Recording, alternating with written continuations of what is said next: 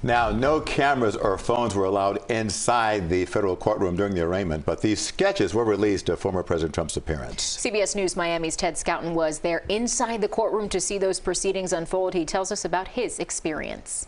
Well, it's kind of a strange feeling, really, going into the federal courthouse this morning. We went in around 8:30 and then had to wait for hours before we were taken into the courtroom, before they decided how many people would be allowed to go into the courtroom. And keep in mind, we have no telephones, no electronic devices, really no contact with what's going on outside.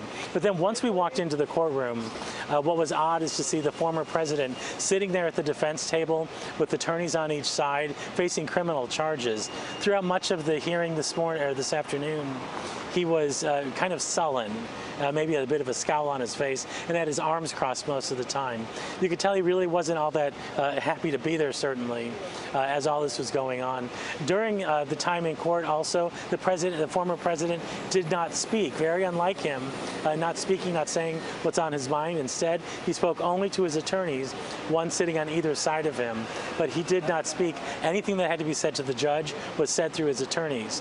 Now, in the courtroom, there were also 2 rows of Secret Service agents. So it was the former president, 2 rows of Secret Service agents. Then I was in the next row along with other members of the media. So I was about 15 feet away or so. When it was time to end the hearing, all those Secret Service agents, about 8 or 9 of them, all stood up, surrounded the ex-president, and started to walk him out.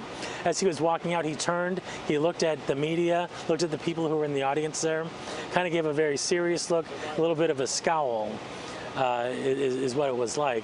But at this point, we're just kind of waiting to find out what's going to happen next. And at this point, no date set yet for when his next appearance will be. In downtown Miami, Ted Scouten, CBS News Miami. And with that arraignment now behind him, as Ted mentioned, many people wonder what comes next in the legal process for former President Trump. I think the attorneys get busy at this point. They will file motions in the case, and that may include seeking to have charges dismissed or evidence suppressed. As Ted mentioned, no trial date is set yet, but it could interfere with Trump's presidential campaign.